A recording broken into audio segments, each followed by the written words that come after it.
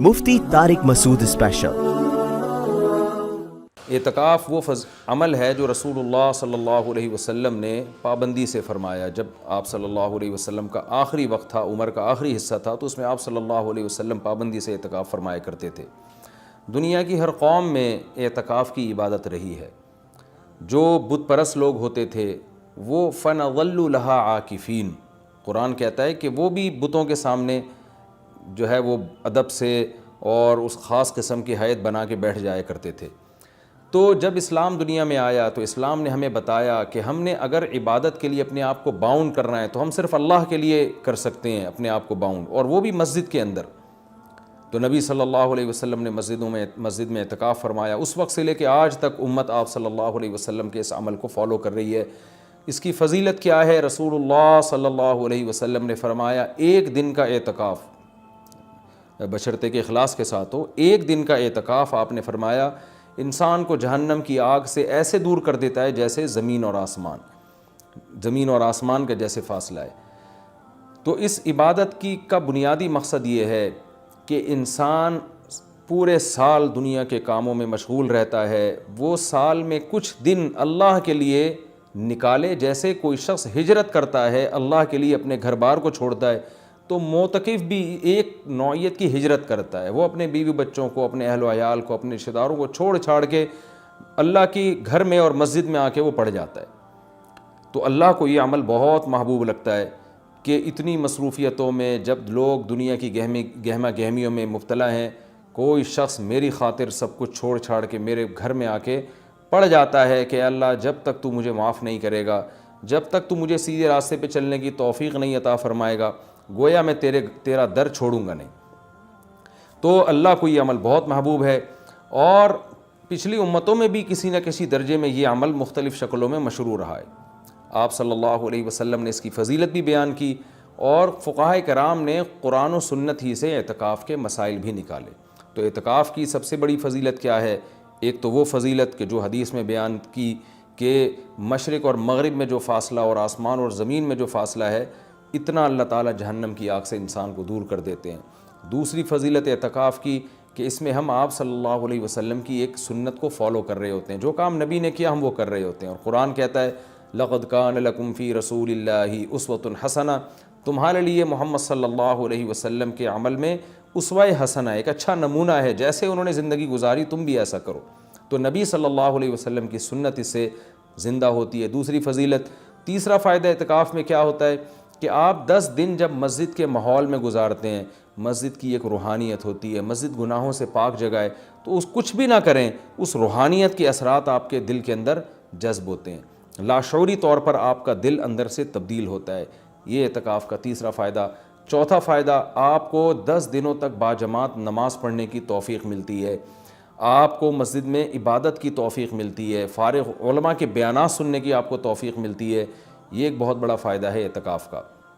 اور سب سے بڑا فائدہ کیا، جو حدیث میں بھی منقول ہے، اور آپ صلی اللہ علیہ وسلم نے اعتکاف کی مشروعیت کی ایک وجہ یہ بھی بیان کی ہے کہ اس سے انسان کو لیلۃ القدر نصیب ہوتی ہے۔ آپ صلی اللہ علیہ وسلم لیلۃ القدر کی رات کی تلاش میں بھی اعتکاف فرمایا کرتے تھے، 10 دنوں کے لیے مسجد میں آ کے بیٹھ جایا کرتے تھے۔ تو معتکف کو یقینی طور پر لیلۃ القدر کی رات ملتی ہے۔ بالفرض اگر وہ سوتے ہوئے میں بھی لیلۃ القدر کی رات گزر جائے اور اس سے عبادت نہ ہو سکے، تو کم از کم اعتکاف والی عبادت تو اس کو لیلۃ القدر میں ملے گی۔ وہ قیامت کے دن یہ تو کہہ سکتا ہے اے اللہ لیلۃ القدر کی رات میں نے کوئی عبادت نہیں کی، لیکن اعتکاف والی عبادت مجھ سے ہوئی ہے، اس لیے کہ میں مسجد کے اندر موجود تھا۔ تو اعتکاف والے حضرات کو چاہیے کہ اعتکاف میں اگر آپ کچھ نہیں بھی کرتے، صرف فرض نماز پر اکتفا کرتے ہیں، تو آپ کو اعتکاف کا پھر بھی ثواب ملے گا۔ لیکن یہ جب اللہ کی طرف سے اتنا بہترین پیکیج آپ کو ملا ہوا ہے، آپ فارغ بھی ہیں، رمضان کا آخری عشرہ بھی ہے، اپنے آپ کو آپ نے باؤنڈ کیا ہوا ہے مسجد میں، تو سو کے یہ وقت گزار دینا یہ بہت بڑے اجر سے محرومی کا ذریعہ ہے۔ اس لیے معتکف کو اپنا وقت زیادہ سے زیادہ عبادت میں، تلاوت میں، نماز میں، دعاؤں میں لگانا چاہیے۔ اعتکاف میں انسان کی دعائیں بہت قبول ہوتی ہیں۔ تو رات کا آخری حصہ بھی ہو، اور رمضان کا آخری عشرہ بھی ہو، اور اعتکاف کی حالت بھی ہو، تو اتنے دعا کی قبولیت کا اس سے بڑا سبب کوئی ہو نہیں سکتا۔ تو معتکفین حضرات کو راتوں کے آخری حصے میں دعاؤں کا بہت زیادہ اہتمام کرنا چاہیے. اور معتکف کو چاہیے کہ رمضان کا یہ جو آخری عشرہ آپ نے اعتکاف کے لیے سلیکٹ کیا ہے تو اس میں صرف اعتکاف برائے اعتکاف نہ ہو بلکہ یہ ایک ورکشاپ ہونی چاہیے جس میں آپ یہ نیت کریں کہ میں جب مسجد سے نکلوں گا تو میں مکمل چینج ہو چکا ہوں گا. اگر آپ کی داڑھی نہیں ہے، آپ اعتکاف میں نیت کریں میں داڑھی کٹانے سے توبہ کروں گا. اگر آپ سود کھاتے ہیں، آپ نیت کریں میں 10 دن ایسے گزاروں گا کہ جب میں باہر نکلوں تو میں سود سے توبہ کر چکا ہوں. اگر بد نظری کی عادت ہے، آپ 10 دن اعتکاف میں اللہ سے دعا مانگیں کہ مجھ سے بد نظری چھوٹ جائے اور یہ نیت کریں کہ میں اعتکاف میں نکلنے سے پہلے اعتکاف سے نکلنے سے پہلے اس لعنت سے توبہ کر چکا ہوں گا.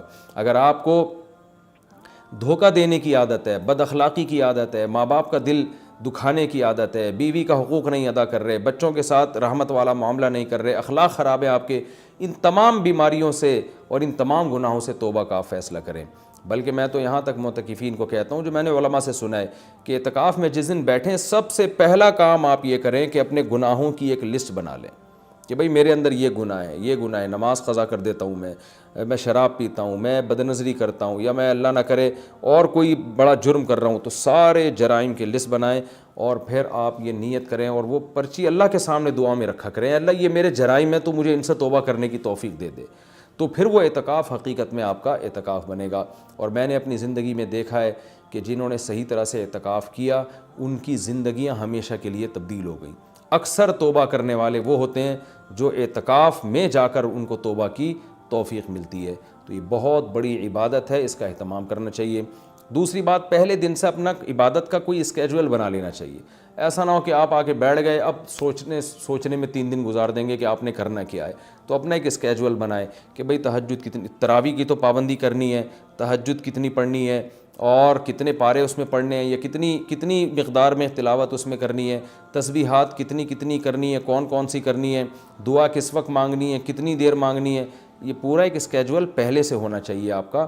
کھانے پینے کی ترتیب تو پہلے دن بن جاتی ہے کہ سحری کون لے کر آئے گا، افطاری کون لے کر آئے گا اور رات کا کھانا کون لے کر آئے گا اور چائے کب پینی اور کون کس وقت لے کر آئے گا. یہ تو ترتیبیں پوری بن جاتی ہیں. تو یہ تو آپ باہر بھی کر سکتے تھے یہ کام. اعتکاف تو عبادت کے لیے ہے. تو عبادت کی ترتیب بنانا یہ چائے اور کھانے پینے کی اور پکوڑے اور سموسوں کی ترتیب سے زیادہ ضروری ہے اعتکاف میں. تو شروع میں اس کا اسکیجول بنا لینا چاہیے. اس بارے میں کچھ مسائل بھی ہیں کہ اعتکاف کن چیزوں سے ٹوٹتا ہے. پہلی بات تو یہ کہ اگر آپ کا روزہ ٹوٹ گیا تو اعتکاف بھی خود بخود ٹوٹ جائے گا. اعتکاف جب بھی ٹوٹے گا تو قضا 1 دن کی ہوتی ہے اس کی. جیسے کسی کا اعتکاف ٹوٹ گیا تو وہ اگلے ہی دن مغرب سے پہلے قضا کی نیت کر لے اور یہ نیت کرے کہ میں جو آج اعتکاف ٹوٹا ہے اس کی میں قضا کر رہا ہوں. کیونکہ وہ سنت اعتکاف تو اب اس کا ختم ہو جائے گا. وہ ایک قضا اعتکاف کرے اور پھر آگے نفلی اعتکاف کی نیت سے مزید دن اگر باقی ہیں تو مسجد میں بیٹھ جائے. تو وہ 24 گھنٹے روزے کے ساتھ قضا اعتکاف کی نیت کر لے گا. یعنی 24 گھنٹے اعتکاف ہوگا اور روزے کے ساتھ، روزہ جو صبح صادق سے غروب آفتاب تک ہوتا ہے. کن چیزوں سے اعتکاف ٹوٹتا ہے میں اس پہ تذکرہ کر رہا تھا. ایک، روزہ اگر ٹوٹ گیا تو اعتکاف بھی ٹوٹ جائے گا. دوسرا، بلا شرعی عذر اگر آپ مسجد سے باہر نکل گئے تو آپ کا اعتکاف ٹوٹ جائے گا. شرعی عذر کیا ہے؟ شرعی عذر ہے سب سے پہلے قضائے حاجت ہے. قضائے حاجت کے لیے آپ جا سکتے ہیں اور اس دوران چلتے چلتے باتیں بھی کر سکتے ہیں. رک کے آپ باتیں نہیں کر سکتے. آپ واش روم تک پہنچے، پتہ چلا جی واش روم کا دروازہ بند ہے، کوئی پہلے سے وہاں موجود ہے تو آپ اس کے انتظار میں وہیں کھڑے رہ سکتے ہیں. اس سے اعتکاف نہیں ٹوٹتا. وہاں کھڑے کھڑے آپ کسی سے موبائل پہ بھی بات کر سکتے ہیں، آپس میں بھی بات کر سکتے ہیں. ہاں، بندہ باہر نکل آیا اور پھر بھی آپ موبائل پہ لگے ہوئے ہیں تو آپ کا اعتکاف ٹوٹ جائے گا. کیونکہ اب یہ آپ کا کھڑا ہونا یہ شرعی عذر کے بغیر ہے. وضو کے لیے آپ جا سکتے ہیں. جب آپ وضو کے لیے گئے تو نل کا کھولا آپ نے، وضو کے دوران آپ بات چیت کر رہے ہیں، اس سے اعتکاف نہیں ٹوٹے گا. وہ الگ بات ہے وضو کے دوران بات چیت نہیں کرنی چاہیے، لیکن اس سے اعتکاف نہیں ٹوٹے گا کیونکہ آپ نے اس بات چیت میں الگ سے ٹائم نہیں لگایا. وضو کے دوران ہی آپ نے بات چیت کی ہے. وضو آپ نے پراپر طریقے سے کیا اور اب آپ وہاں بیٹھے بیٹھے وضو کی دعا پڑھ رہے ہیں یا کچھ اور پڑھ رہے ہیں تو اس سے بھی اعتکاف ٹوٹ جائے گا. کیونکہ پراپر وضو کرنے کے بعد آپ پر لازم تھا کہ آپ اٹھ کے مسجد میں آئیں. ہاں، جلدی وضو کرنا ضروری نہیں ہے. بعض لوگ وہمی ہوتے ہیں، وہ سمجھتے ہیں میں اعتکاف سے مسجد سے باہر نکل کے وضو کریں تو بہت اسپیڈ میں کریں. ایسا کچھ بھی نہیں ہے. تمیز سے، آرام سے، شرافت سے، اعتدال سے آپ وضو کریں جو پراپر طریقہ ہے وضو کرنے کا. جب آپ وضو میں قلی کر رہے ہیں تو اس دوران آپ ٹوتھ پیسٹ یا برش بھی کر سکتے ہیں مسواک کی نیت سے. ہاں وضو کرنے کے بعد الگ سے پھر یا الگ سے ٹوتھ پیسٹ یا مسواک کرنے کے لیے مسجد سے باہر جانا، اس سے اعتکاف ٹوٹ جائے گا. وضو کے دوران وضو ہی کی نیت سے یہ کام کیا جا سکتا ہے، تو اس سے اعتکاف نہیں ٹوٹے گا. اسی طرح اگر کسی کے لیے گھر سے کھانے پینے کا انتظام نہیں ہو رہا، کوئی لا کے دینے والا نہیں ہے، تو وہ مجبوراً کھانا کھانے کے لیے بھی باہر جا سکتا ہے، کیونکہ یہ کھانا بھی انسان کی بنیادی ضرورتوں میں سے. آپ ہوٹل سے کھانا خریدنے کے لیے مجبوری میں جا سکتے ہیں اور لا سکتے ہیں. غسل کے لیے، فرض غسل کے لیے تو اعتکاف سے باہر نکلنا بالکل جائز ہے. سنت غسل کے لیے جو راجح قول ہے، جو دلیل کے لحاظ سے قوی ہے، اس کے مطابق سنت غسل کے لیے آپ اعتکاف کے لیے مسجد سے باہر نہیں جا سکتے، چاہے وہ جمعہ کا دن ہو یا کوئی بھی دن ہو. راجح قول بہرحال جمہور کا قول یہی ہے، اگرچہ کچھ علماء دوسرے قول کے بھی قائل ہیں، لیکن جو راجح قول ہے، جو جمہور کا قول ہے، جس پہ فتویٰ اب تک دیا جاتا رہا ہے، وہ یہی ہے کہ آپ غسل نہیں کر سکتے. ہاں یہ ضرور ہے کہ اگر آپ واش روم میں گئے اور وہاں کوئی غسل کا بھی انتظام ہے، جیسے اٹیچ باتھ روم ہوتے ہیں، تو جتنی دیر میں وضو کرنے میں ٹائم لگتا ہے اتنی دیر میں آپ اگر غسل کر لیتے ہیں تو آپ کا اعتکاف نہیں ٹوٹے گا. اور ظاہر ہے یہ جب ہی ہوگا جب بغیر صابن کے آپ غسل کریں. اب جلدی جلدی کپڑے اتار کے بس پانی بہائیں، جتنی دیر میں وضو کرتے ہیں اتنی دیر میں، تو وضو ہی کی نیت سے آپ غسل بھی کر لیں تو پھر اعتکاف نہیں ٹوٹے گا. لیکن اگر آپ نے ٹائم لگا لیا تو ٹوٹ جائے گا. گرمیوں میں بہت بڑی پرابلم ہو جاتی ہے، پسینے کی بدبو لوگوں میں آ رہی ہوتی ہے، تو ایسے موقع پر اگر کوئی مسجد میں ایسا انتظام کر لیا جائے کہ مسجد ہی میں کوئی ایسا ٹب ہو جہاں بیٹھ کے کوئی نہا لے اور مسجد گندی نہ ہو، تو اس کی بھی گنجائش ہے. یا صرف سر دھو لے، اور سر تو دھویا جا سکتا ہے، آپ مسجد سے سر تھوڑا سا باہر کریں اور پھر کوئی شخص پانی ڈال کے یا خود ہی آپ پانی ڈال کے اپنے سر کو دھو لیں صابن سے، تو یہ بھی جائز ہے. پاؤں آپ کے مسجد کے اندر رہنے چاہیے. پاؤں اگر مسجد سے باہر نکل گئے تو اعتکاف ٹوٹے گا، پاؤں اگر مسجد کے اندر ہیں تو اعتکاف نہیں ٹوٹتا. یہ بھی اعتکاف کے کچھ بیسک مسائل تھے. اعتکاف کے دوران آپ کسی کے جنازے میں جانے کے لیے مسجد سے باہر جائیں گے، اعتکاف ٹوٹ جائے گا. کسی کی عیادت کے لیے مسجد سے باہر نکلیں گے، اعتکاف ٹوٹ جائے گا. لوگ کر رہے ہوتے ہیں یہ کام، جی وہ اللہ معاف فرمائے نانی کا انتقال ہو گیا، چاچا کا انتقال ہو گیا تو ہم جا رہے ہیں. تو بھائی نہیں جا سکتے آپ. جس کا بھی انتقال ہو گیا اس کے لیے یہیں بیٹھ کے آپ دعائے مغفرت کریں. اور ان کا جنازہ اگر وہیں آ جاتا ہے تو مسجد کے اندر بعض جگہوں پہ صفیں بنتی ہیں، جنازہ باہر رکھا جاتا ہے تو ٹھیک ہے، مسجد سے باہر آپ نہیں جا سکتے. اسی طرح ایک اور بھی گنجائش ہے کہ اگر کسی کو اعتکاف کے دوران پہلے سے پتہ ہے کہ مجھے کسی ضروری کام سے جانا پڑے گا، تو وہ مستثنیٰ بھی کر سکتا ہے. یعنی اعتکاف میں بیٹھنے سے پہلے وہ یہ نیت کر لے کہ فلاں دن اتنے ٹائم تک کا جو وقت ہے میں اعتکاف سے خارج کر رہا ہوں، تو وہ فلاں دن جب آئے گا تو وہ مخصوص ٹائم اس کا اعتکاف میں داخل ہی نہیں ہوگا، تو اس دوران وہ مسجد سے باہر جا سکے گا، اس کا اعتکاف نہیں ٹوٹے گا. یا وہ یہ کہہ لے کہ جیسے کسی نے پیپر دینا ہے تو وہ یہ نیت کر رہے کہ بھائی میں اعتکاف میں تو بیٹھ رہا ہوں، لیکن میرا ایم اے اسلامیات کا یا میرا اکنامکس کا پیپر ہے، تو میں جب پیپر کا ٹائم ہوگا تو میں جاؤں گا پیپر دینے کے لیے اور پیپر دے کے فوراً واپس آ جاؤں گا. تو پہلے سے جو نیت کر لے گا تو اس میں وہ ٹائم اعتکاف میں داخل ہی نہیں ہوگا اور اس عمل کی وجہ سے اس کا اعتکاف ٹوٹے گا نہیں. البتہ سنت بہرحال یہی ہے کہ پراپر 10 دن تک مسلسل اعتکاف کیا جائے. تو یہ کچھ موٹے موٹے مسائل تھے اعتکاف کے. اور رمضان میں روزے کی حالت میں سرما لگانے سے، کان میں آنکھ میں دوا ڈالنے سے روزہ بھی نہیں ٹوٹتا، اعتکاف بھی نہیں ٹوٹتا. خوشبو لگانے سے نہ روزہ ٹوٹتا ہے نہ اعتکاف ٹوٹتا ہے. باتیں کرنے سے بھی نہ روزہ ٹوٹتا ہے نہ اعتکاف ٹوٹتا ہے. لیکن اعتکاف میں زیادہ باتیں نہیں کرنی چاہیے، عمل کو زیادہ فوکس کرنا چاہیے. اور اگر کوئی گپ شپ لگاتا بھی اعتکاف میں تو اس سے کچھ نہیں ہوتا، لیکن اعتدال سے مسجد کے آداب کا خیال کرتے ہوئے. تو اعتدال سے اگر کوئی مسجد میں رہے اور مسجد کے آداب کا خیال کر کے بات چیت بھی اعتکاف کے دوران کرتا ہے تو یہ ناجائز عمل نہیں ہے. ایک بات جو آخری بات، اعتکاف میں موبائل کا استعمال کم کریں اور اس کو مثبت ایکٹیویٹیز کے لیے محدود کر دیں. فون پہ باتیں کرتے رہنا، ویڈیوز دیکھتے رہنا فیس بک کی، یہ تو سارا ٹائم آپ کا فیس بک برباد کر دے گا. کوئی کام کی علمی بحث دیکھنی ہو تو ایک الگ بات ہے، لیکن ویڈیو گیم اور ان چیزوں میں اعتکاف کو برباد کرنا یہ بہت بڑی محرومی کی بات ہے. اللہ تعالیٰ سے دعا ہے کہ اس رمضان کے اس عشرے کو اللہ ہم سب کے لیے رحمت بنائے. اور اعتکاف میں خاص طور پر اس وبا کے بارے میں، اس وبا کے لیے سب مل کے دعا کریں. معتکفین حضرات سے خاص طور پہ گزارش ہے کیونکہ ان کی دعاؤں کی قبولیت کا امکان زیادہ ہے. یہ جو کرونا کی وبا انڈیا میں پھیلی ہوئی ہے، پوری دنیا کو اپنے لپیٹ میں لیا ہوا ہے، لاکھوں لوگ لقمہ اجل بن گئے، پتہ نہیں کتنوں کی موت اور مقدر ہے. تو گڑ گڑا کے معتکفین حضرات سے گزارش ہے کہ اس رات اللہ سے دعا مانگیں، خاص طور پہ ختم قرآن کے موقع پر خوب اللہ سے دعا مانگیں کہ اللہ اس وبا کو انسانیت سے دور کر دے، اور اس وبا سے ہونے والی تباہی سے اللہ ہم سب کو بچا لے۔ ہم کمزور ہیں اور ہمارے ایمان بھی کمزور، ہمارے جسم بھی کمزور، تو ہم صبر والی زندگی نہیں مانگتے کہ آزمائشیں آئیں اور صبر کریں، بلکہ ہم اللہ سے شکر والی زندگی مانگتے ہیں۔ اللہ تو ہمیں نعمتیں دے اور شکر کی توفیق دے۔ ہاں اگر کوئی مصیبت مقدر میں ہے ہی تو اللہ ہمیں صبر کی توفیق دے، لیکن اللہ ہم سے مصیبتوں کو دور کر لے۔ تو اس وبا کے لیے خاص طور پر دعا مانگنی چاہیے سب کو مل کے کہ انڈیا میں جو حالات ہیں، اللہ ان حالات سے انڈیا کے مسلمانوں کو اور وہاں کے دوسرے انسانوں کو، جو بھی لوگ وہاں بستے ہیں، سب لوگوں کو اللہ محفوظ رکھے اور پوری دنیا کو اس وبا سے اللہ تعالیٰ بچائے۔ شاید اللہ معتکفین کی دعا کی برکت سے اس آئے ہوئے عذاب کو انسانیت سے ٹال دے۔ دیکھیں اعتکاف بہت بڑی فضیلت ہے۔ نبی صلی اللہ علیہ وسلم نے ہر سال اعتکاف کیا مدینہ میں جانے کے بعد، اور جو آپ صلی اللہ علیہ وسلم کا آخری سال تھا اس دن آپ نے 20 دن کا اعتکاف کیا۔ تو اس لیے علماء کہتے ہیں اعتکاف سنت مؤکدہ علی الکفایہ ہے۔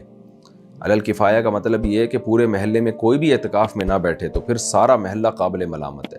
چند لوگ اگر اعتکاف میں بیٹھ جائیں کسی بھی محلے میں تو یہ سنت مؤکدہ ادا ہو جائے گی، لیکن بڑھ چڑھ کے اعتکاف میں حصہ لینا چاہیے۔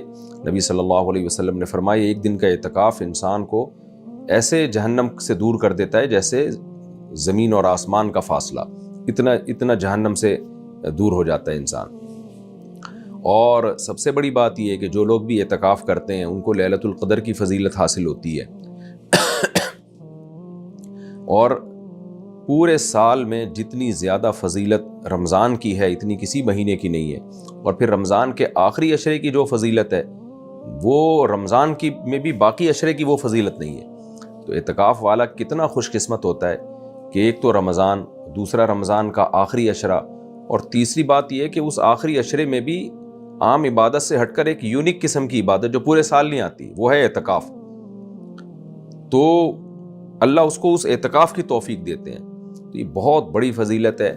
نوجوانوں کو، لوگوں کو بڑھ چڑھ کے اس فضیلت کو حاصل کرنے کی کوشش کرنی چاہیے، اور الحمدللہ ہمیں پاکستان میں بڑی رونقیں نظر آتی ہیں رمضان کے آخری عشرے میں، مسجدیں بھری ہوئی ہوتی ہیں معتکفین سے۔ یہ وہ لوگ ہیں جو اللہ کی خاطر اپنا گھر بار چھوڑ کر اللہ کے گھر میں آ کے پڑھ جاتے ہیں، اللہ کے در پہ آ کے پڑھ جاتے ہیں۔ اللہ کو کتنا اچھا لگتا ہوگا آپ جب کسی کے در پہ جا کے پڑھ جائیں، اس کو عزت دیں تو کتنا اس کو اچھا فیل ہوتا ہے۔ تو اللہ تو قدردان ہے، اللہ تو شکور ہے، تھوڑے پر بہت زیادہ نوازتا ہے۔ تو جب آپ اللہ کے گھر پہ جا کے پڑھ جاتے ہیں کہ میں نے اب یہاں سے نہیں جانا 10 دنوں تک، جب تک عید کا چاند نظر نہیں آتا میں اللہ کے گھر پہ پڑھا ہوں، رمضان کا آخری عشرہ ہے، اب تو اللہ سے اپنے آپ کو بخشوانا ہے، تو سوچیں اللہ کو کتنی محبت ہوگی اس شخص سے۔ تو اس لیے بڑھ چڑھ کے اعتکاف میں حصہ لینا چاہیے، اپنی مصروفیات کو آگے پیچھے کر دینا چاہیے۔ اگر آپ اعتکاف میں نہیں بیٹھیں گے آپ کا یہ بھی ٹائم ضائع ہو جائے گا اور دائیں بائیں چیزوں میں آپ لگ جائیں گے۔ تو اس سنت کو خوب زندہ کریں۔ البتہ کچھ مسائل ہیں سیکھ لینے چاہیے۔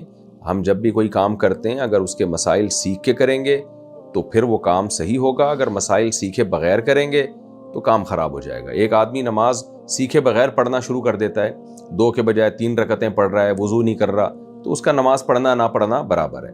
تو ایک اعتکاف بھی ایک شرعی عبادت ہے، اس شرعی عبادت کو شریعت کے مسائل سیکھ کے ہی کرنا چاہیے۔ کچھ اعتکاف کے آداب ہیں، کچھ مسائل ہیں۔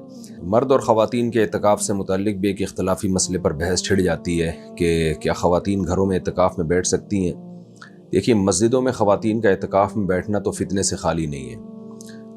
صحیح بخاری میں حضرت عائشہ رضی اللہ تعالی عنہ کا قول ہے کہ لو کان النبی رأى ما رأينا لمنع نساءنا كما منعت نساء بنی اسرائیل۔ نبی اگر ہمارے زمانے کی خواتین کو دیکھ لیتے تو خواتین کو مسجد میں آنے سے روک دیتے، جیسے کہ بنی اسرائیل کی عورتوں کو روک دیا گیا۔ تو اسی بیس پہ فقہا کا شروع سے اختلاف ہے کہ خواتین مسجد میں نماز کے لیے جا سکتی ہیں یا نہیں جا سکتی، لیکن بہرحال اس زمانے میں ہماری رائے یہی ہے کہ خواتین کو مسجد میں نماز کی اجازت دینی چاہیے، کیونکہ نہ آنے میں جانے میں بھی فتنہ ہے اور نہ آنے میں زیادہ سنگین نوعیت کا فتنہ ہے کہ بالکل دین اور مذہب سے دور ہو جائیں گی۔ اس پر میں کئی بار بیان کر چکا ہوں۔ لیکن اعتکاف کا مسئلہ زیادہ خطرناک ہے، تو ہمیں اس طرح ملتا نہیں ہے کہ بعد میں اسلاف میں اس طرح خواتین مسجدوں میں اعتکاف میں بیٹھی ہوں، کوئی اس کا معمول ہمیں ملتا نہیں ہے اسلاف کے دور میں۔ تو خیر اختلافی مسئلہ ہے، اس میں شدت جائز نہیں ہے۔ تو ہماری رائے یہی ہے کہ خواتین مسجد میں اعتکاف میں نہ بیٹھیں، اور جو اس کے بارے میں جو حالات ہیں، یعنی جو مشاہدات ہیں، جو لوگوں کے مشاہدات، جو تجارب جو لوگوں نے شیئر کیے ہیں، وہ بھی یہی ہے کہ اس میں بڑا فتنہ ہوتا ہے، کیونکہ آج کل خواتین کو پردے کے حکام اور خوشبو نہ لگانا اور بہت ریزرو رہنا مردوں سے، یہ بڑا مشکل ہو گیا کام۔ تو نماز کے لیے تو آئیں گی، چلی جائیں گی، اور وہ بھی زیادہ تر ظاہر ہے جمعے عیدین کے لیے آئیں گی۔ عام نمازوں میں تو خواتین ویسے بھی نہیں آتی، اور ان کے لیے گھر میں نماز پڑھنا بہرحال یہ مسجد میں نماز پڑھنے سے زیادہ افضل ہے۔ لیکن اعتکاف میں تو 10 دن بیٹھنا ہوتا ہے، تو اس میں بڑی بے پردگی کا خطرہ ہوتا ہے، بد نظری کا خطرہ ہوتا ہے۔ تو اس لیے ہماری رائے بہرحال یہی ہے کہ خواتین مسجد میں بہرحال اعتکاف نہ کریں۔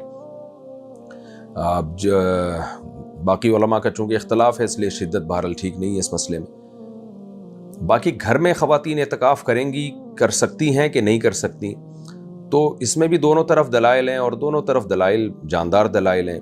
جو حضرات کہتے ہیں کہ خواتین گھر میں اعتکاف نہیں کر سکتی، ان کی دلیل قرآن مجید کی آیت ہے وَأَنْتُمْ عَاكِفُونَ فِي الْمَسَاجِدِ۔ قرآن نے مسجد میں اعتکاف کا ذکر کیا ہے، تو ظاہر ہے ہر عبادت کی کچھ شرائط ہوتی ہیں، تو قرآن نے جو شرط بیان کی ہے اس شرط کی پابندی لازم ہوگی۔ تو اگر اعتکاف ہوگا تو مسجد میں ہوگا، نہیں ہوگا تو کہیں بھی نہیں ہوگا۔ یہ قول بھی بڑا مضبوط ہے دلیل کے لحاظ سے۔ لیکن احناف میں جس قول پہ فتویٰ دیا گیا ہے وہ یہ ہے کہ عورت گھر میں اعتکاف کر سکتی ہے، اور اس کے اپنے دلائل ہیں، میں نے 2-3 سال پہلے وہ بیان بھی کیے تھے، لیکن اب چونکہ میں اگر وہ دلائل کی دنیا میں جاؤں گا تو یہ بات کلپ بہت لمبا ہو جائے گا۔ تو جو فقہ حنفی کو جو فالو کرتے ہیں یا علماء احناف کو جو فالو کرتے ہیں، تو ان کے لیے گنجائش ہے، ان خواتین کے لیے، کہ وہ گھر میں اعتکاف کر سکتی ہیں۔ بہرحال اختلافی مسئلہ ہے، اور پھر میں نے بتایا کہ اس میں شدت جائز نہیں ہے۔ تو صدیوں سے خواتین گھروں میں اعتکاف کرتی آ رہی ہیں، لیکن گھر میں پھر اگر اعتکاف کرنا ہو تو سب سے بہتر تو وہ کمرہ ہے جس میں نماز کا معمول ہو۔ تو خاتون کسی کمرے کو نماز کو خاص کر دیں، یعنی نماز اسی میں ہوا کرے۔ نبی صلی اللہ علیہ وسلم نے ہمیں حکم دیا ہے کہ گھروں میں ایک کمرہ ایسا رکھنا چاہیے جو نماز کے لیے ہو۔ تو ایسا کمرہ جس میں نماز پڑھی جاتی تھی، خاتون اس کمرے کو خاص کر دیں اعتکاف کے لیے، اگر اعتکاف کرنا چاہتی ہیں، اس قول پر عمل کرنا چاہتی ہیں جس میں گھر میں اعتکاف کی گنجائش ہے، تو اس کمرے کو خاص کر دیں۔ پھر اس کے وہی حکام ہوں گے جو مسجد کے حکام ہوتے ہیں، یعنی اعتکاف کے حق میں، ویسے وہ حکام نہیں بن جائیں گے جو مسجد کے ہوتے ہیں، لیکن اعتکاف کے حق میں وہی حکام ہوں۔ Mufti Tariq Masood Special.